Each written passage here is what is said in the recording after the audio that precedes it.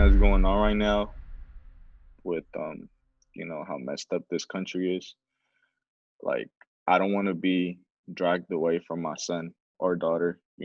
Like I want to be there for them. I want to be there to care for them. Like every single thing that dad's supposed to do, I want to do it.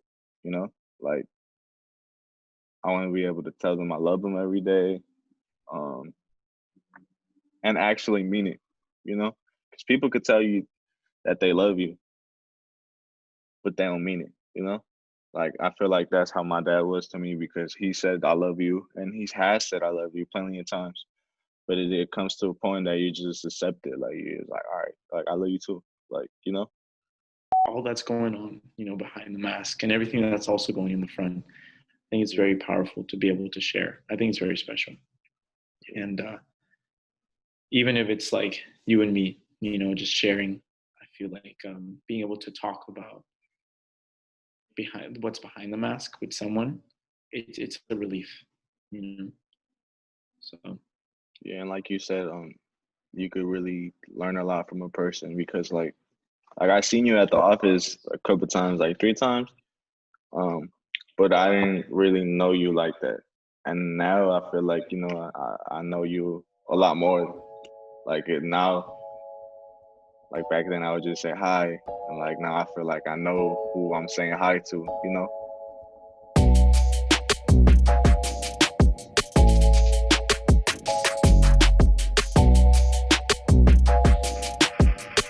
Welcome to the Taking Off the Mask podcast.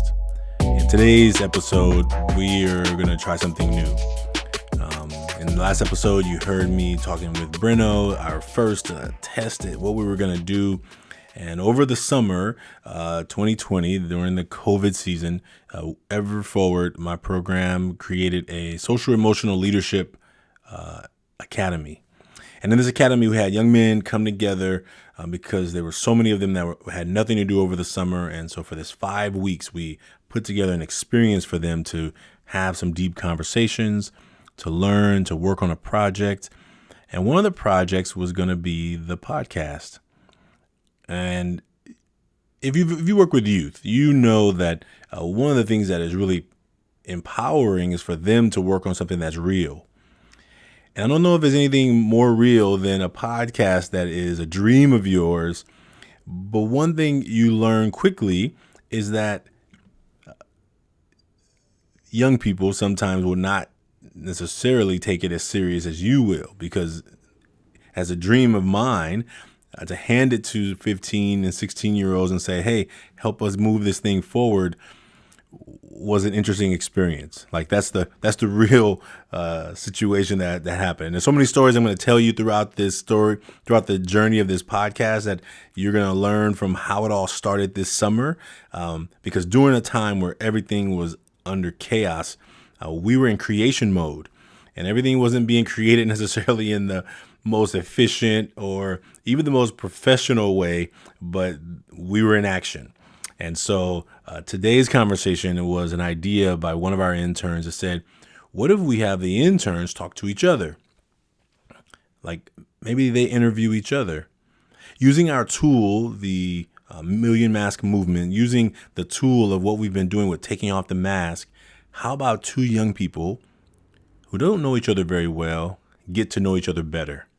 And so in this conversation, you're going to hear Alam and Alberto. Now, they don't know each other very well. They've seen each other maybe once or twice in our Ever Forward office. They were working on two separate campaigns, so they don't really work together. But during this conversation, they get to know each other very well. What would it be like to know that if you met someone, you had a tool to have a deep and meaningful conversation? Not just about music or art or sports or the weather or your job or what your profession is, but what if you could meet someone and say, how about we have let's attempt to see if we can connect? And I think that what we hear in this podcast is two young men who are learning about each other in real time, being surprised, being amazed, being reflective. This is the work that we're trying to do around the world. We thank you for being here. I guess I'll tell you a little background about how I know the two young men. Alberto was an intern through his high school in a program called the Work Leaders WLE. I don't really know what it stands for really, but WLE was a work experience where he worked with me for 3 weeks, actually over the semester actually. 2 days a week he came to our office. He worked with us. He was a sophomore in high school, and he was not ready to be working with a company, with an organization. He was still trying to figure out his own self, and we learned a lot together. There was a lot of interesting and meaningful conversations. And after he graduated high school, he stayed in touch, and we invited him to come and work with us as an intern. So that's Alberto. And Alam happened to meet in San Diego during one of our Ever Forward college tours. He was really incredible young man. He came up to me and he was like, were you in a documentary? And he saw me talking to a bunch of teenagers, so he pretty was sure it was me. But I was like, yeah. And he said, I saw the documentary. And that connection that day at San Diego, I think we were at Balboa Park, has grown. He was still in high school at the time. Now he's in college. And during the summer, sometimes, this summer, he came and worked with us on the Million Mask movement. So I'm excited for you to hear this conversation. And if you're interested in having a conversation with somebody, please reach out to us. The Million Mask movement is welcome and open to everyone. You can actually go online and make your own mask at 100kmasks.com, www.100kmasks.com. And on that site, you can anonymously create your own mask. What these two young men are going to do in this conversation, a 19-year-old and a 20-year-old coming together, having a really deep, meaningful conversation. We hope you enjoy Taking Off the Mask podcast. Welcome. All right. Welcome to the Taking Off the Mask podcast, a podcast where we get vulnerable and honest with ourselves in a raw, friendly, and real way. I'm Alam, and today I'm on a call with Alberto. Hello, Alam. Alam and I both work at the Ever Forward Club, and today, for our viewers and listeners, we're going to be making masks. So the process of making masks starts with taking one of our mask cards. On the left side, you draw a picture of a mask with words that illustrate what you gladly show to the world. On the right side, which represents the back of the mask, you write a few words that illustrate things that you don't let people see. These are things that you don't have a space to talk about or that you simply don't want to talk about. This is an exercise that we do at Ever Forward to explore our own masks and have a conversation. Here at the Ever Forward Club, by making masks, we help our young people, adults, and community gain a deeper understanding of how much we have in common. People all over the world can understand the concept of wearing masks, especially in these times of COVID. People understand what it's like to ignore those things that in our lives we don't think people understand. Yeah. And so today we're going to be taking on this conversation about our own masks, Alberto and myself. But before that, I want to go ahead and just do a quick check-in with you, Alberto. I know that one thing that we do with the Ever Forward team, we do quick check-ins throughout the week. We do them daily sometimes just to see where people are at. Just communicate with a number from 1 to 10, from 1 being the worst, from 10 being the best, and just have a 1 minute or 30 seconds to just let out what's going on, something that you have in your chest. And I feel like this is going to be a great segue to discuss our own masks. But I want to go ahead and invite you, Alberto, to start with the check-ins, just the number that you're at and a little bit about what's going on. Okay. Well, actually, earlier today, I did a check-in with the interns, and I set a 6. But right now, I feel like a 9. Day's been going pretty good. And just I was a 6 earlier because of things that had happened throughout the weekend. But throughout today, I told to myself that I can't let, what happened in the weekend affect what's going to happen tomorrow or even today. So that's why my mood's a little better, and I'm a 9. Awesome. Thank you for sharing. My name is Alan Fernandez. I'm at a 8.5. Yeah, I'm feeling pretty good right now. I got really excited today when I learned that I was going to be on a podcast, because it's the first time for me, and I think you as well, Alberto. Yeah. And I'm just excited. I've never done it. I've always had a lot of nerves, a lot of stress, especially thinking about what a podcast with the Ever Forward would look like. Just talking about something that we usually don't talk about, being vulnerable with a group of people that we don't know. But I found that, if I'm able to share something about myself, something that's been a roadblock for me and something that I'm currently going through that will help people with some advice that I have, some of the processing that I've been that's going on. And yeah, so I'm excited, and I'm also happy. This morning I got some uh, I got some peanut butter protein powder. And just a little bit about myself. I recently went vegan, so that's exciting. And so yeah, that's me. All right. Thank you for So sharing. thank you. So let's go ahead and just talk about our masks. We took some time before this call to fill out our masks and really do the exercise, since we have some exposure with the masks and the concept of the front and the back. And so would you like to start, Alberto, with your mask? Yeah. Well, here's my mask. Um, when I was making this mask, I actually took a long time to make it because I was an intern for the Everforward Club when I was 16, back in the 10th grade, and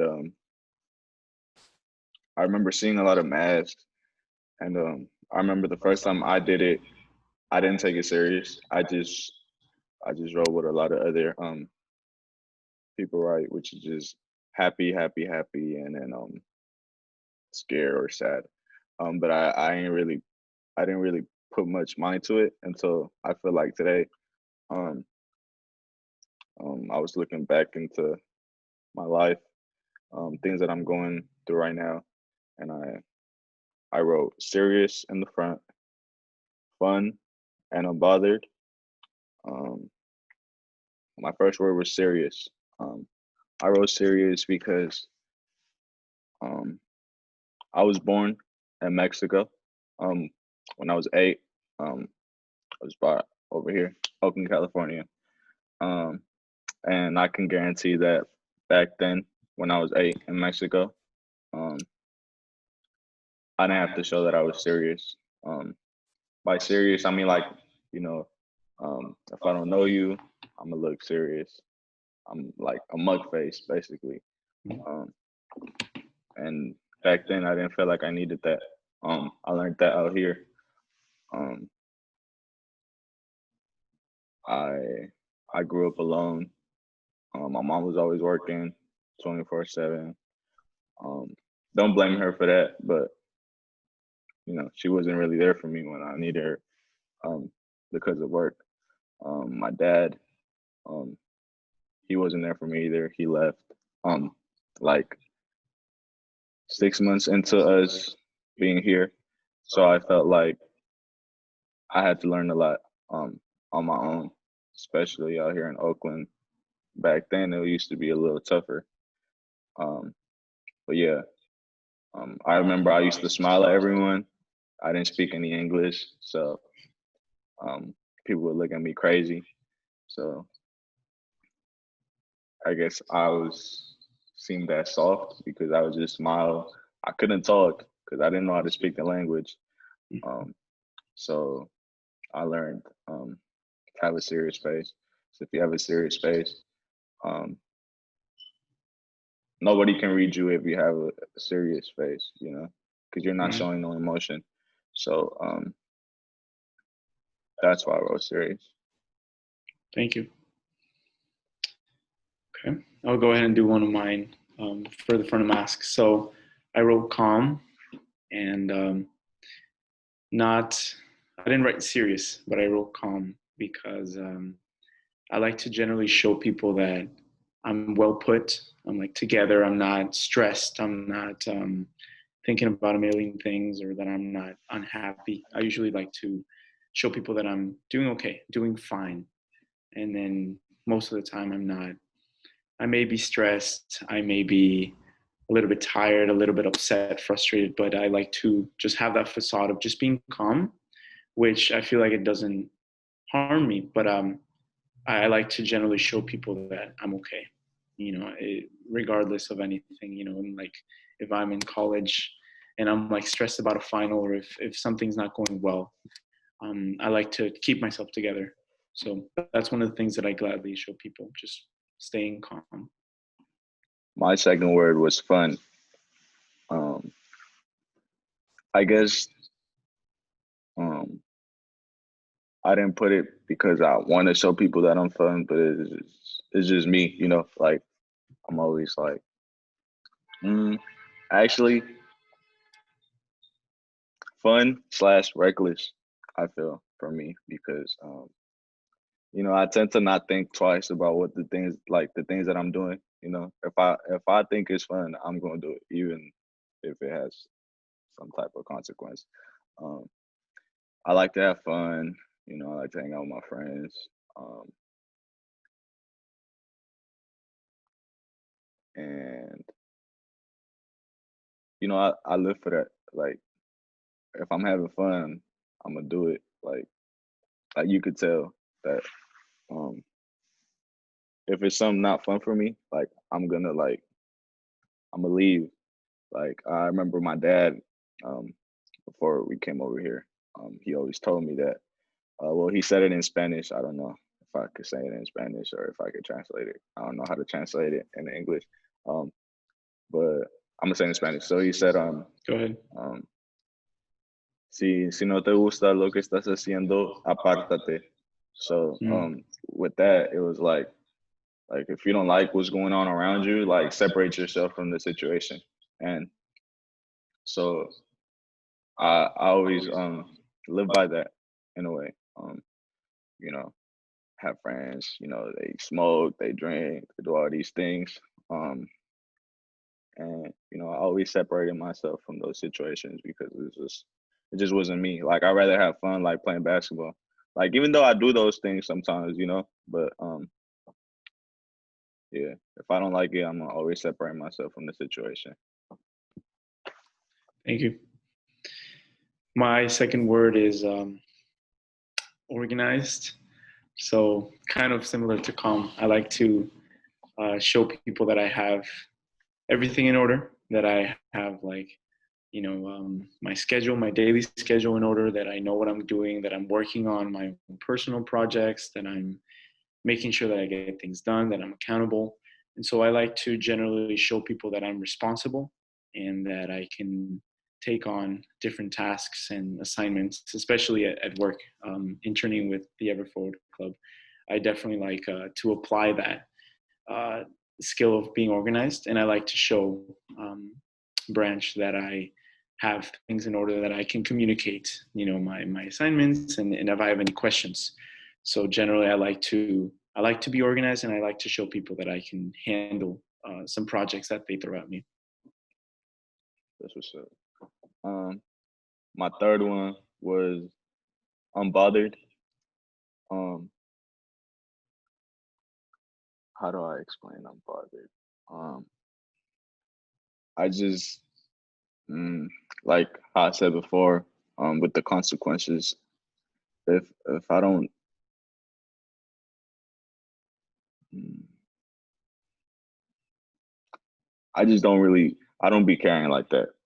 Um, if like I have friends, but I don't really care about their opinion or others' opinion um, on how they see me, on what they think of me.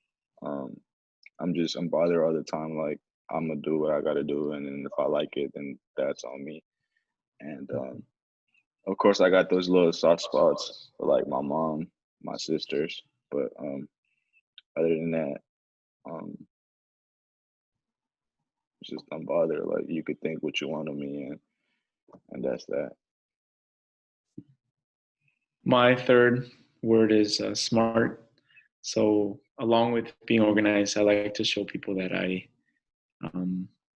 can take on the task and make smart decisions. This is something I've recently been doing at interning with the Ever Forward Club. I've been just taking on some tasks, some projects that have been delegated to me, and just making sure that I can, have some insight myself and be able to present it to Ashanti and get an approval. So kind of like presenting to him, just working on that skill of being given a task and being able to interpret what it's asking, and be able to like present an idea to my boss or to my parents about some personal project that I might need some funding for. Like if I want a garden, like I want to get a garden as well.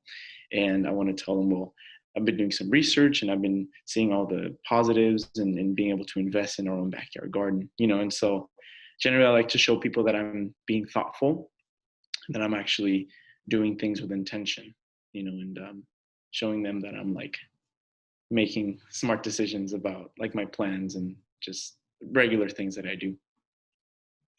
Okay, so that was the front of our masks, and I think we got to know each other a little bit more and just share a little bit about ourselves. But I feel like really the back of the masks, things that we may process ourselves, but we don't really get to talk to others about, and that we don't really share with others. Like that's really where the vulnerability can get. You have to ask yourself, am I willing to be vulnerable?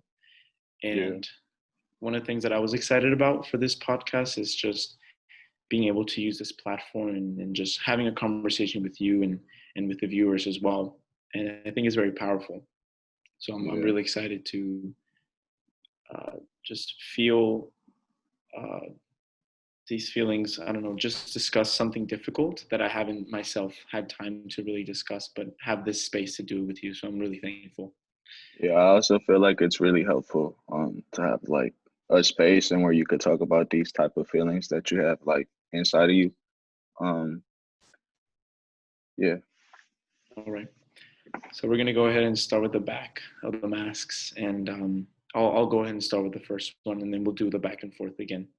Okay, sounds good. So for my first one, I put hopeless, and most of my life I was always taught to never give up, to no matter what, just keep going, and I remember just this past quarter being in math, and I feel like I wasn't really ready for, not that I wasn't ready, but I wasn't willing and ready to put in the work that math required.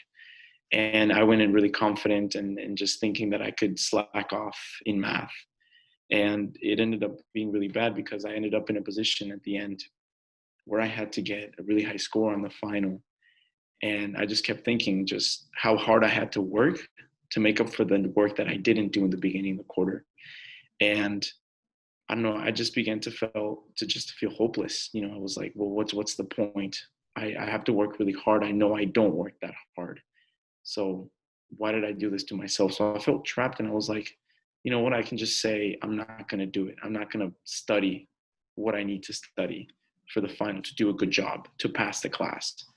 And, I just felt like I didn't care at that point. I was like, I'm doing fine in my other classes, but for this class that I slacked off, I'm just going to go ahead and drop the ball, and I don't know, like I felt like giving up was a choice in that situation where I had always been taught just to never give up and to keep trying. My sister, who's also in college, is always told me to keep trying. In every story that I see on some TV shows or just stories about people, overcoming an obstacle and never giving up. There's a quote by Martin Luther King Jr. that I came upon recently. He's talking about, I don't want to butcher the quote, but basically he talks about through any means possible. If you can't walk, you can crawl. If you can't crawl, then you can find some other way to keep moving forward, but no matter what, never give up, and so I've taken that to heart, and I want to work on finding the strength to be able to say, you know what, I'm not going to give up on this class. I'm not going to give up on myself, because the whole reason why we go to college and take on new positions and education is for ourselves, and so I have to realize that, by giving up, even if I put myself in that position, I still have a chance to be able to pass the class and do a good job, and so I have to really think about the value of myself and not giving up on myself, because I know that with a lot of work, and college is hard. That's one of the things that I realized, but um, I've learned that I was hopeless in that situation, and that I need to really question myself about why, and really find a way to motivate myself to just have hope and to continue giving that effort, into the places that I need to in my education. Yeah. Thank you. Thank you for sharing it. Well, my first word is betrayed. Um, it was my first word because I felt like um, okay. It was my first word because me being betrayed, um, I feel like made me the person who I am right now, or made me the person. I don't know. I don't know if I'm on the right path or on the wrong path, but I know that being betrayed is what made me what I am right now. So I wrote betrayed because mostly because of my father. Um, like I said, I was 8, came to this country, um, and I just felt like he gave up on me. Um, I felt like he could have done more for me to, like he could have helped me more to become a better man. Um, I feel like I've done a lot without him, but um, I feel like it made me a different person. Like it made me wanna, it made me look for his love in other places that weren't the right places. Um, I don't know if it was because I lived in Oakland, and just different types um of people walking around on your block. Um, I don't know if like if I was to be born somewhere else. I mean, if I was to be raised somewhere else, and then I looked outside my home, I probably would have found a good mentor, and he would have guided me the right path. But that's not my reality. So I learned to stop beating myself up for that. Um, and I just feel like mm, yeah. Um, I'm running out of words to say because what I wrote on the back of my mask is like really touching. Like it really be touching the spot for me. So I'm gonna try my best to like tell my truth um without, you know, um losing the words. But yeah, I feel like because I was betrayed, um I started or have the tendency to betray other people. Not saying that I'm not loyal, but I just I tend to not care about people's feelings, because my father didn't care about my feelings, so I live by the thought of why should I care about other people's feelings, you know. Um, yeah, Thank you for sharing, Alberto. yeah, My second word on my mask was lost.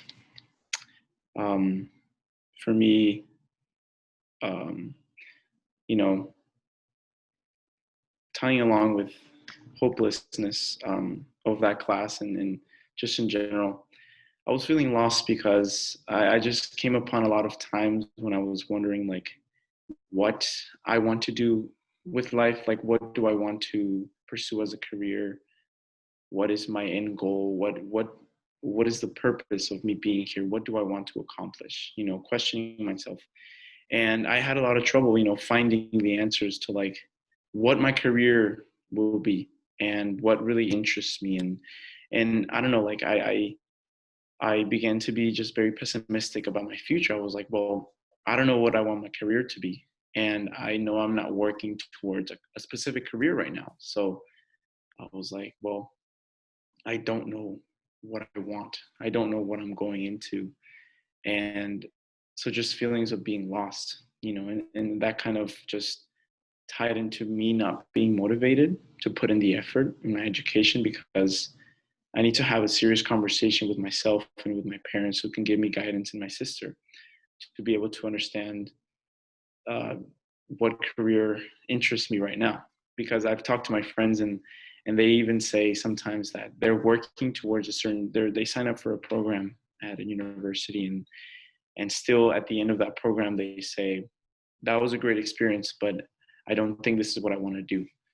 So I've found that what I need to do is also realize that some people are going into education and they don't have to know necessarily what they want to do with life. Like it's not like you're going to go into psychology as a major and you're going to be a psychologist. Like it's not set.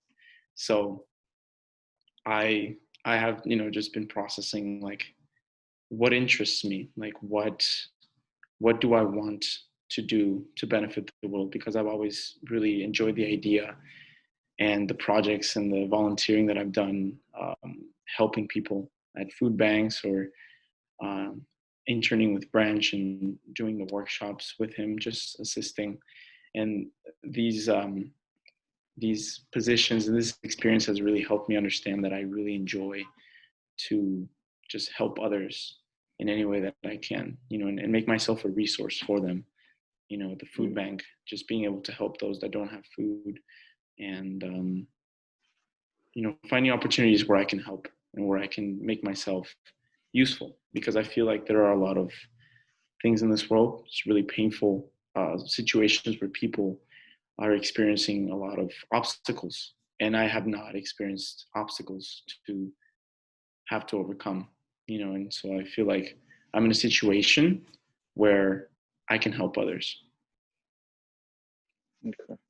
Thank you for sharing.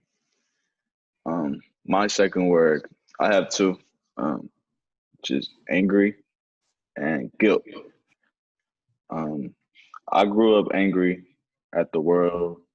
Um, I just grew up angry. I didn't really know who to blame it on. I didn't know I to blame it on the world, on God, my mom, my sisters, um, my father, um, and I even grew up angry at myself because I just I felt like I allowed people to betray me. So I just grew up angry at everything. Um, Whenever I met someone good, like a good person, for people that try to help me, people that were there for me, people that just wanted what was best for me, um, I just always pushed them away. Boop, boop, boop. And I feel like that's also a reason why relationships they're not that good. Well, they weren't that good for me because now I'm at a different place. I'm at a better place.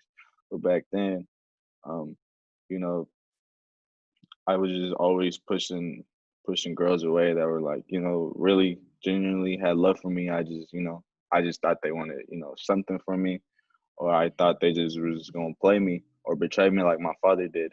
So I always grew up with that fear um of just being betrayed, um, trust issues. Um, yeah, relationships wasn't really that good for me. I mean, they was good for me, but I just, I never put my all into it because I was just afraid. Um, so this is where second word comes in, just guilt, angry, guilt. I live with guilt my entire life. Um, wake up every day, and I live guilty because I feel like because of all the pain that has, you know, come my way, I just I tend to do people wrong. Um, in a sense that I just don't want to get hurt myself. So I'd rather hurt you before you hurt me. Um, and I didn't see it like that back then. I just seen it as, you know, y'all ain't gonna touch me,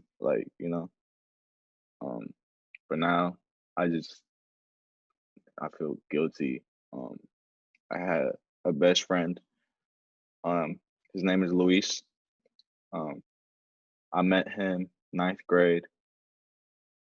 We're really close. We did everything together. We was like brothers. Um, I met his family. He met mine. I would sleep over his house.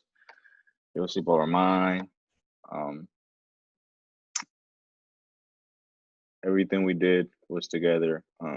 I don't know if I could say here, but I even lost my virginity next to him. Um, he was with another girl. Um, so that's how close we were. And then it came to the election. When was the election? Do you know when the election was? When Trump got elected? Oh man. Well, 2014, 14? No. 16. 2016, yeah. Yeah, Sorry about so that. 2016, Trump got Mhm. elected. Me and Luis, we had white tees, so we wrote "fuck Trump," and we was just rocking it at school. Um, our dean told us we couldn't wear it. We were like, "What? Why we can't wear it? Like, we're trying to like freedom of speech." We were saying freedom of speech, freedom of speech, and he wasn't having it. Um, so then he made us take our shirts off and then put it on backwards, so you couldn't see "fuck Trump." Um, first period we had that class together, so we was texting each other. Gather up the whole class, gather up all of our friends, and we made them write "fuck Trump" on their shirts too. And then after that class, we was all just screaming "fuck Trump," like in the hallways and stuff. So they already knew. Our school is a really small school. Envision Academy, it's like it's really small. So they already knew who the bad kids was.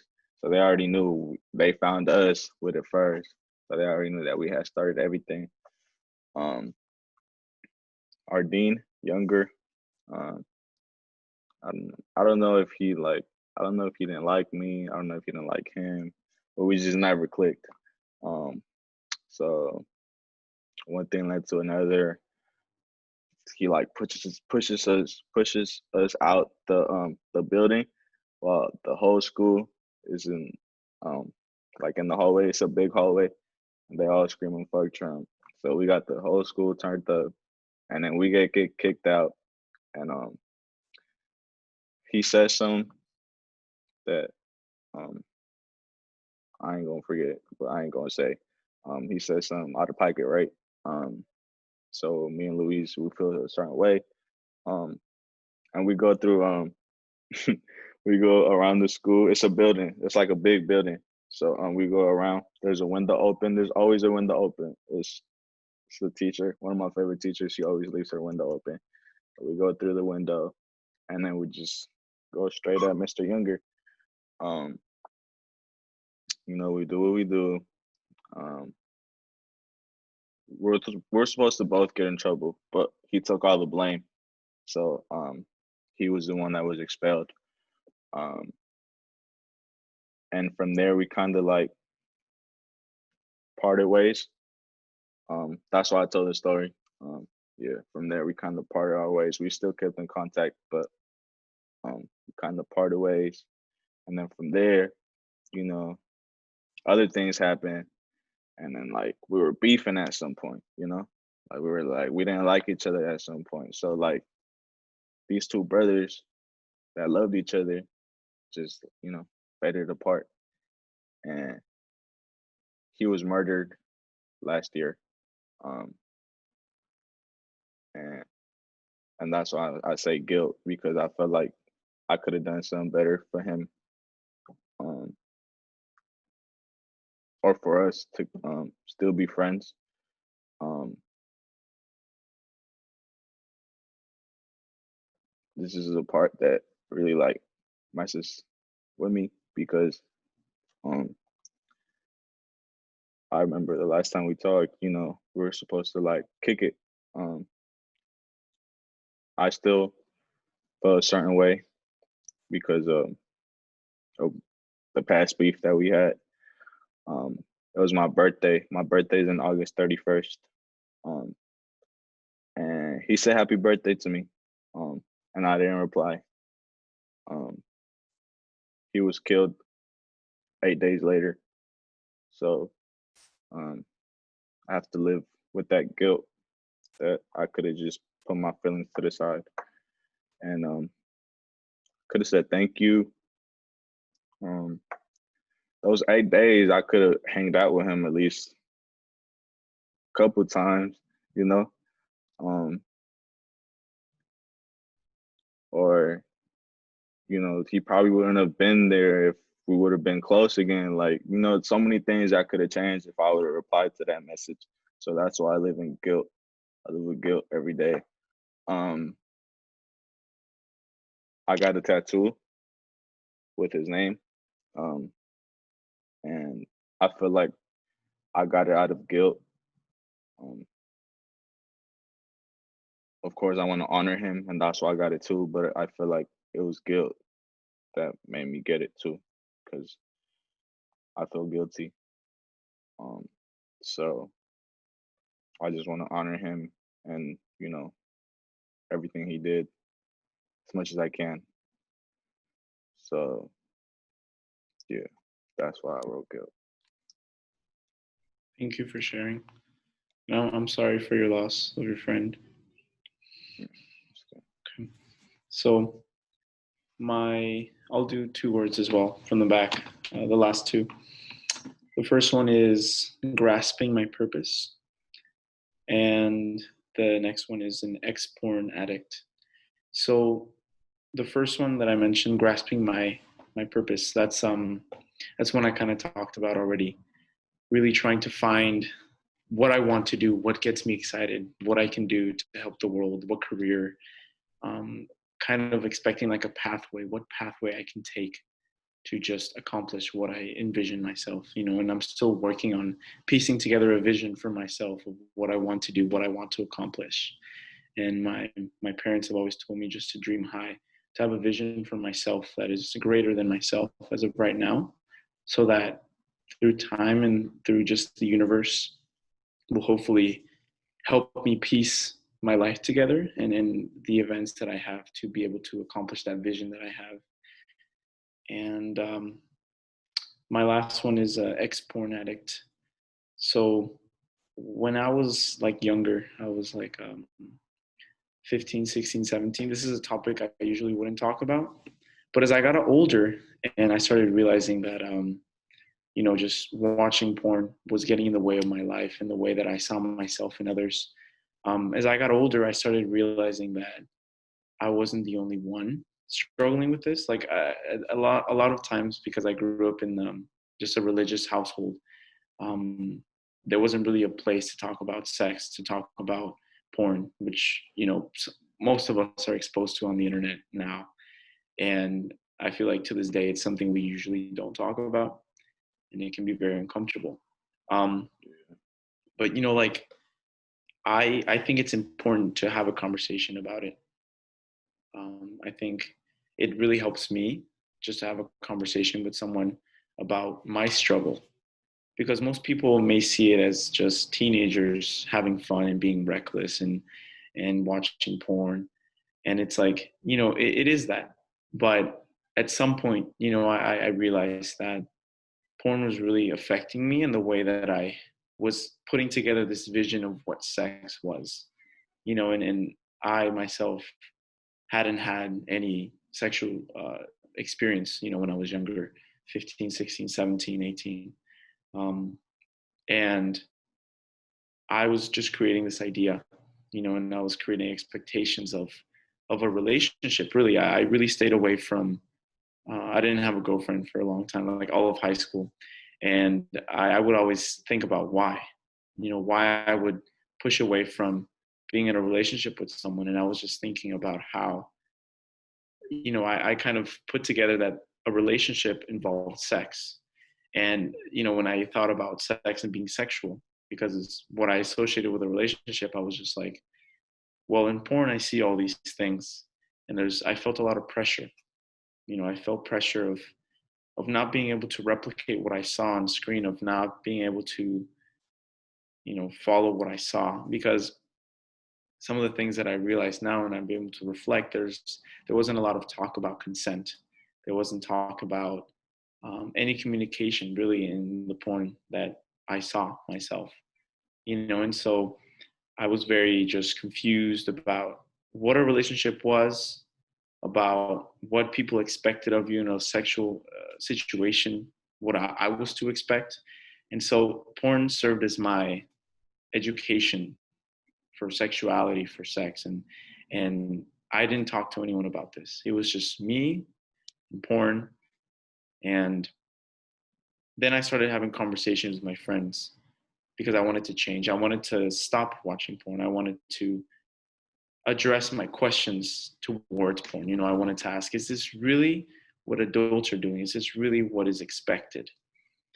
And, I started talking to my parents. I actually talked to my parents about this, about struggling with pornography, this idea of struggling with them after I watched the documentary, The Mask You Live In, that a Branch is featured in the Ever Forward. And I remember this documentary was featured we watched it in our English class in a gender unit, and it addressed porn. It talked about how young men have so many hours on video games, so many hours on TV, and then about 4 hours, I don't remember how much exactly, but just 4 or 5 hours a week watching pornography. And that was the first time I heard porn being talked about in the classroom. And that was very powerful for me because the documentary was addressing it as a problem, was addressing it as something that happened, first of all. And for me, that was a relief because then I was able to connect with my friends. I remember my friend at the end of that documentary, after that section, he told me, he was just sharing how he felt like he had like left the classroom. Like he totally forgot he was in the classroom because I feel like it was mostly because, you don't expect your teachers to be addressing pornography or for a documentary in a class. So that was huge for me. And so I write Ex-Porn Addict because I think it's something that definitely came back in my life. I remember my junior year, I wanted to stop, and I did stop for about 8 months. And that was when I reached out to Branch. That was when I reached out to my parents to talk to them. And then I just, as I began to graduate high school and think about college and all these responsibilities, I turned back to porn, to be a thing, to kind of like to pick me up, kind of my way to escape. And I've realized that over time, porn is able to just release a lot of dopamine. I've done some research that porn has it kind of like developed a desire within you, and it can develop into an addiction. So like if you look at addiction, you see that the drug or the thing that you're addicted to makes you feel good. And so I see my relationship with porn in the past as an addiction because I kept coming back to it, even though I knew that it was harming me. And one of the things that really hurts is that, in my past, I learned a lot of things about sex, and you're exposed to a lot of things as a young boy. And there are just so many things, I feel like a lot of parents only stay at that argument. They're like, oh, there's all these nasty things as perversions. And that's true. And they don't talk about being able to help young boys and young people in general process that information and process what they're seeing and be able to address it. no one's talking to young boys. A lot of parents, like my parents, didn't talk to me about pornography because they didn't know. Like, it's something that's very new and that's come around recently, and I needed that. I needed that conversation with someone. And I'm very thankful that I was able to talk to Branch and that the documentary was able to address it, because that was the catalyst for me reaching out. And after I stopped watching pornography, I was still curious about sex. I was still curious about sexuality, about, reproduction, about what it means to create a life, and I feel like with porn, I didn't really see sex as something that was, you know, I didn't see that as, oh, this is the way babies are made. I saw it more as like recreational, something people do for fun. It's like an activity. So I was able to replace my addiction to pornography, but I didn't get rid of my curiosity for sex and for what, this conversation was about sexuality. And I remember when I was 17, just going to the library and searching up sex ed, and that was the beginning of me just continuing to search for the answers of what pornography had thrown at me. Like, do we talk about consent? Do we talk about birth control? Do we talk about all these different things, all these different conversations? Like, I was wondering, what kind of intimacy do you need to have emotionally before you have sex? What kind of conversations do you need to have, before that? And porn didn't help me at all. And I wasn't having conversations. So sex ed and the books in the library were really saving me. They saved my own understanding of sex. And this is something that I like to share with people, because I feel like not enough people are talking about it, not enough young people. And I think it's important. And it's also another thing, just tying it with my desire to help others. I like to share my story and the damage that it had on me, because I think that if young people hear others talking about pornography as a struggle, and just bringing up the conversation and really seeing why people search pornography. And for me, it was a curiosity about sex. And it took me a while to learn that, it's normal. It's okay to be curious about sex, and I didn't have a conversation about that with my parents or with anyone. But now I learned that, it's something that is normal. And I just want to share one last little thing that I was able to do.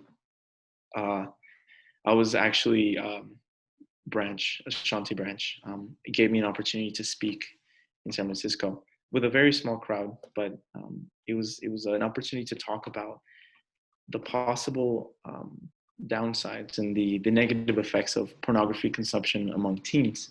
And so he reached out to me because someone was hoping to have a presenter on this topic. And so he talked to me, and I was able to give that presentation. And I was nervous, much like before this podcast, but I was able to talk to some parents, and my parents were in the crowd too, which is really special for me. And then the next week, I remember I was a teacher assistant for my teacher in high school as a senior, and I talked to my teacher about giving this presentation, and they were in the sexting unit, and so I was able to also talk to the freshmen in that class who I was a teacher assistant for about my story, about being addicted to pornography, not feeling like I wasn't able to overcome this compulsion. Like, I always kept coming back to pornography. It was something that was getting in the way, and so I'm really thankful that I was able to have that opportunity in high school. And I think it's something that I want to continue going forward with my life and in my journey. I want to be able to share that about myself, that a person like me, a lot of people, I want to share that a lot of people who have talked to me as well are going through a relationship with pornography that they can't really put words around, or someone that they can talk to about their consumption with pornography and their questions about sex, because I feel like essentially that's what it is, a curiosity. And so that's something that I put on the back of my mask, because I don't open up about it a lot, but I think it's very important. So I do keep it in mind, and I do like to share that pornography was a struggle for me, and that I think it's important to talk about. Um, everything you said, like I didn't know about like I didn't know that could be a problem, and like listening to you talk about it is like it's really eye opening, and it's like it made me think about certain things, like you know how you said like it brings you pleasure, or like it's your thing to go to like make you happier. Mhm. I feel like I do I do like certain things like that. Like I remember my mom always tells me that I mean she be saying it in Spanish, but she be always basically telling me that every time I always run to something, you know, like every time something happens to me, like I always run to another girl. Or like if I mess up with this girl, I run to another girl. And like some of my exes have said that too. Like you always run to the next bitch. I don't know if I could say it, but I said it. So like yeah, so like that, like I don't know. Like it's interesting, like how you saying it. Um, thank you for saying that again. Um, Yeah. my last word um is afraid. Um, my last word is afraid because like although I'm serious, I'm fun, and I'm unbothered by a lot of things, at the end of the day, I'm afraid. Like there's a lot of things in this world that scares me. Um, right now, my biggest fear is, like I said in my other check-in, I'm afraid. Um, oh, sorry, I'm gonna be a father next year. Um, yeah, I'm gonna be a father next year, so I'm just afraid that I'm gonna be like my dad, or not just like my dad, but I'm just afraid that I'm not gonna be a good father. Um, I've been thinking about this lately, and I just, you know, I want to be the best father I could be for my son or daughter.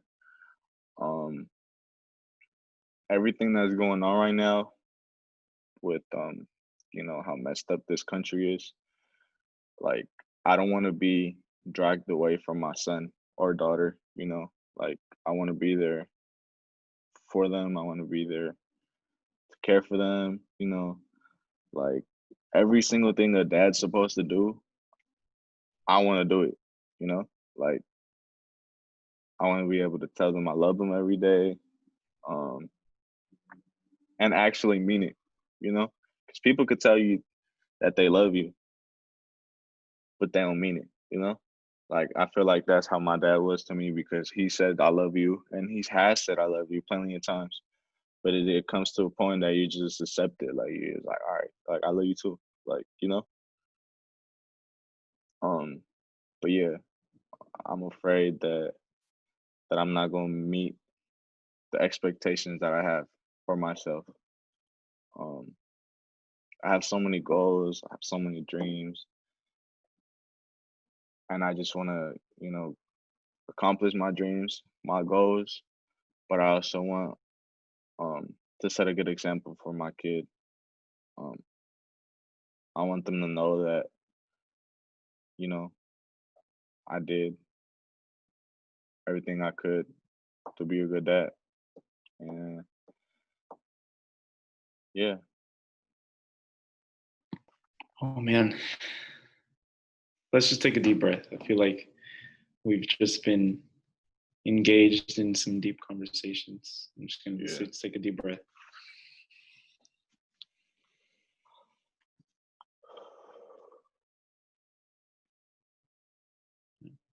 I think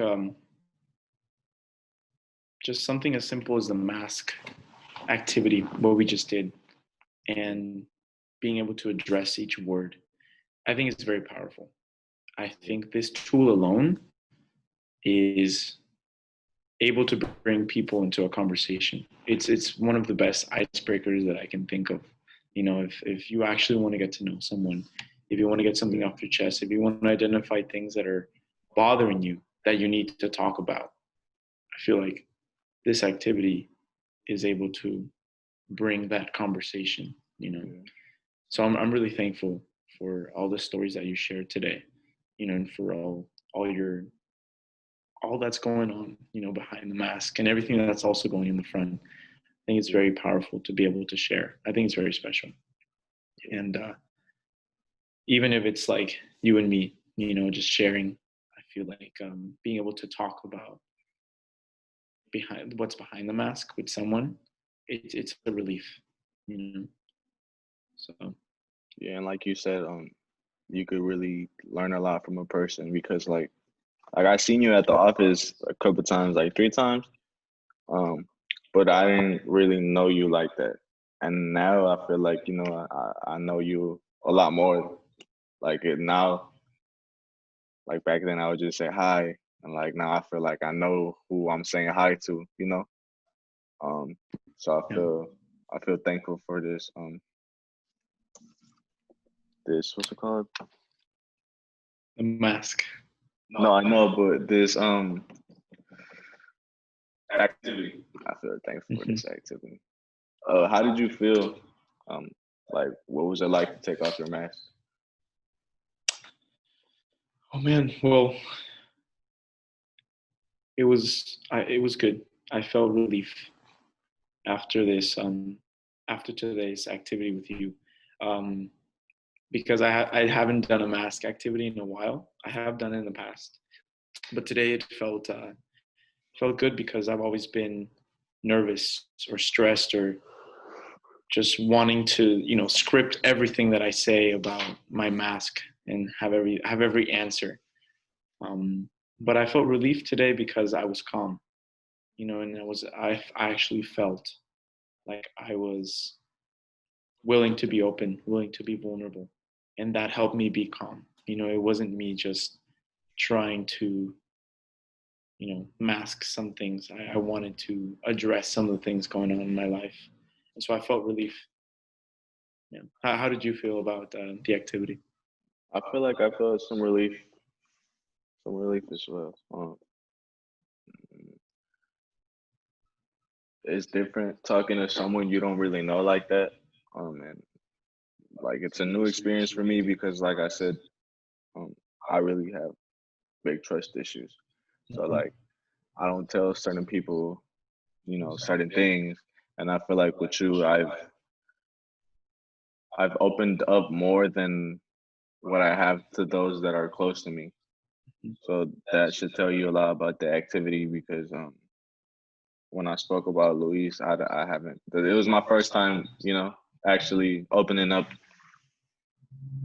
about the topic. So, um, yeah, I just feel a lot of relief right now, like a big weight just like hopped off my back. Yeah, thank you. Yeah, and I feel like it's very important to, you know, who do we turn to? Who can we have these conversations with regularly? If it's a friend, it's your parents. Have you ever been able to find, those mentors and those people that are there to listen to you when you need them? Yeah. Are you asking me? Yeah, yeah. I'm Oh, just. yeah. Well, it's always. Mm, I have Branch, but like I said, I really have trust issues. So even him, like sometimes I find myself pushing him away, and I've been doing that since I met him. Literally since I met him, he's always been reaching out, Alberto, Alberto, Alberto, Alberto, and I just ask him like what's wrong with you? Like, what do you want to? What do you want with me? Like I'm showing him what I show others, and others they tend to just leave right away, because like I'm showing them I don't want to talk to them. But when I do that with Branch, it's like he wants to talk to me even more. So it's just like I'm really thankful for Branch because like I've said before, I've said it to him. I've said it to my mom. I even said it to my dad. He's like he's he's a big father figure for me. Like whenever something's wrong, Branch, Branch, Branch, Branch, Branch. So Branch is he's helped me um overcome a lot of my obstacles as an adult, basically. Because yeah, when I was 18, that's when I really started talking to him again. Um, so he's been really helpful. So thank you, Branch. Yeah, I want to extend the thank you as well. I think another person, one of the first people that I reached out about overcoming and wanting to overcome my struggle with pornography was also Branch. Even before my parents, And I felt a connection with Branch even before I met him because I saw the documentary. And so I saw just how he was building this environment for young people like myself to talk, to just something simple, jot down words, but be able to realize that other people are going through some other things, you know? And so um, I'm very thankful for Branch as well and for the work that he does. And we hope to continue um, having this activity, the mask activity, being able to help people use this tool to identify what's in front of the mask and what's in the back of the mask, you know, for them to be able to understand what they show to the world and what they don't show to the world. Because I feel like you can really get to know someone once you really identify things that are bothering you, things that you need to overcome, you know. And yeah, just very thankful for our conversation today and for this tool that the Ever Forward Club has provided and for the movement that's coming out. I'm really excited. Yeah, I felt like we talked about everything we had to talk about. Um, yeah. All right. So I think we're going to go ahead and wrap up this podcast. I think this was just a beautiful conversation we had where we got to get something off our chest, got to discuss the back of the masks, things that we don't necessarily talk about all the time. And I want to thank you, Alberto, for being just willing to be vulnerable with me on this call, even though we haven't met as much. I'm really excited and really thankful that we were able to do that today, to just be vulnerable and share with our viewers what's going on, you know, the front and the back of our masks.